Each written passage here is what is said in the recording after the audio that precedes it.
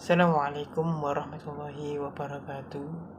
Saya Muhammad Rafi Kurnia dan teman saya Azatun Ni'mah akan menjelaskan tentang komunikasi verbal dan komunikasi nonverbal.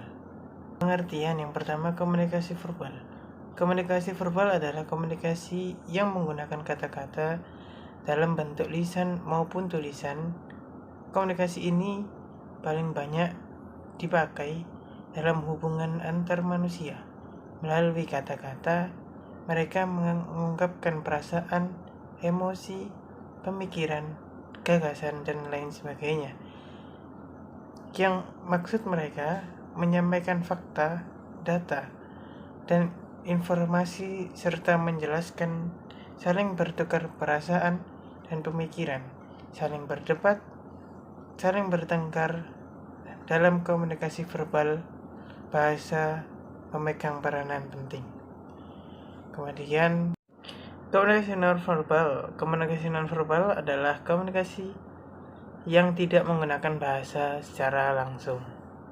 Fungsi komunikasi verbal yang pertama adalah penamaan, kemudian yang kedua adalah jalur interaksi dan transmisi informasi, kemudian yang ketiga menonjolkan artikulasi dan intonasi, dan yang terakhir adalah alat sosialisasi yang efektif. Kemudian fungsi komunikasi nonverbal. Sebagai pelengkap, fungsi komunikasi nonverbal adalah memperjelas komunikasi menggunakan kata-kata. Seseorang kadang dapat mengerti informasi lebih jika mendapatkannya dari kombinasi komunikasi verbal dan nonverbal. Jenis komunikasi verbal. Yang pertama, sisi pemberi. Jenis komunikasi ini biasanya terdiri dari berbicara dan menulis sebagai sisi yang menyampaikan data, ide, dan maksud informasi tersebut. Kemudian sisi penerima. Jenis komunikasi ini biasanya terdiri dari mendengar dan membaca sebagai sisi menerima ide, maksud, dan informasi dari pihak lain. Kemudian jenis komunikasi nonverbal. Yang pertama, komunikasi objek. Jenis komunikasi nonverbal yang memanfaatkan bahasa sebagai media. Kemudian komunikasi dengan sentuhan. Sentuhan ini biasanya merupakan jenis komunikasi nonverbal yang menunjukkan relasi antara orang dan yang melakukannya.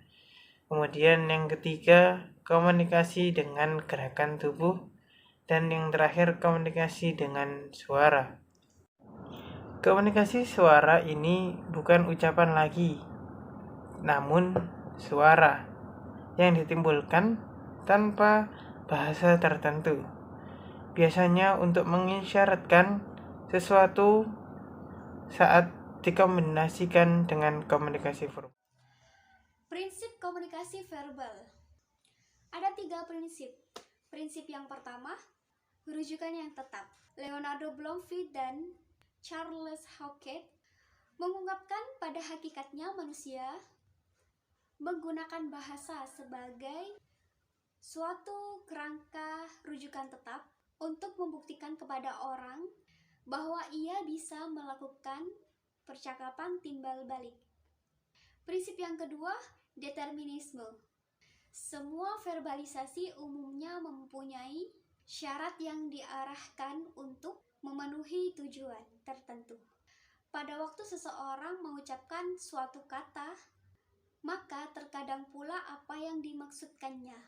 Demikian pula jika ia berdiam diri, maka ia pun mempunyai maksud tertentu. Prinsip yang ketiga, keadaan yang berulang. Kita pun melihat dalam komunikasi antar pribadi, ada sesuatu yang ditunjukkan orang itu pada kita. Orang lain dapat menunjukkannya beberapa hal, misalnya tentang keadaannya sepanjang suatu waktu, serta reaksi pribadi apa yang ia sukai atau yang ia tidak sukai, apa yang diinginkan dan dibutuhkan untuk dipenuhi, Semua itu dapat dilakukan verbal atau dilakukan berulang kali. Faktor yang mempengaruhi komunikasi verbal dan komunikasi nonverbal. Ada 3 faktor yang mempengaruhi komunikasi verbal dan nonverbal. Faktor yang pertama adalah faktor pengetahuan.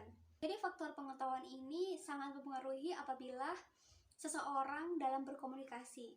Pendidikan mereka seperti apa, mereka dari orang-orang yang memiliki wawasan atau orang-orang yang hanya wawasannya sempit ataupun luas. Jadi hal itu bisa mempengaruhi dari faktor, bisa mempengaruhi komunikasi verbal dan komunikasi nonverbal. Faktor yang selanjutnya adalah yang kedua, faktor kebudayaan. Kebudayaan ini juga bisa mempengaruhi komunikasi verbal dan komunikasi nonverbal. Contohnya, dalam suatu daerah, budaya setiap daerah itu memiliki perbedaan. Maka cara berkomunikasi mereka pasti berbeda-beda. Dari kebudayaan yang satu ke budaya daerah yang lainnya pasti berbeda-beda. Faktor yang ketiga adalah faktor kepribadian.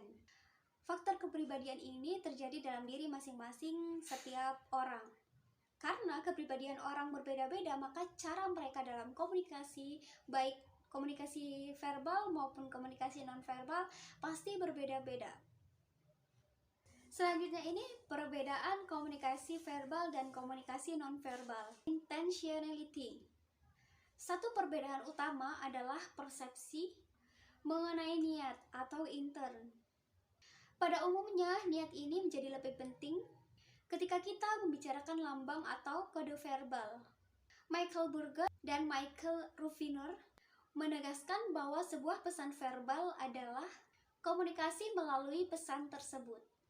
Pertama, dikirimkan oleh sumber dengan sengaja, dan yang kedua, diterima oleh penerima dengan sengaja pula.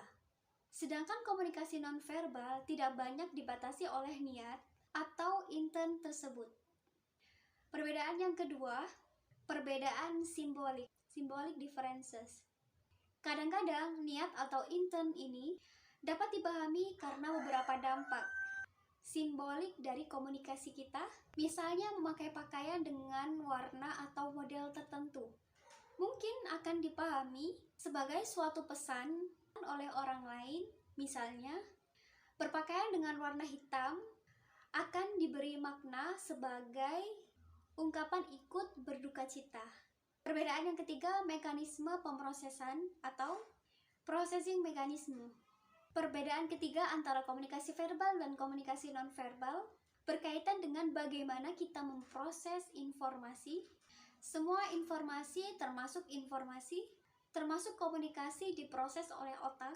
Kemudian otak kita menafsirkan informasi ini lewat pikiran yang berfungsi untuk mengendalikan perilaku-perilaku fisiologis atau refleks dan sosiologis atau perilaku yang dipelajari dan perilaku sosial.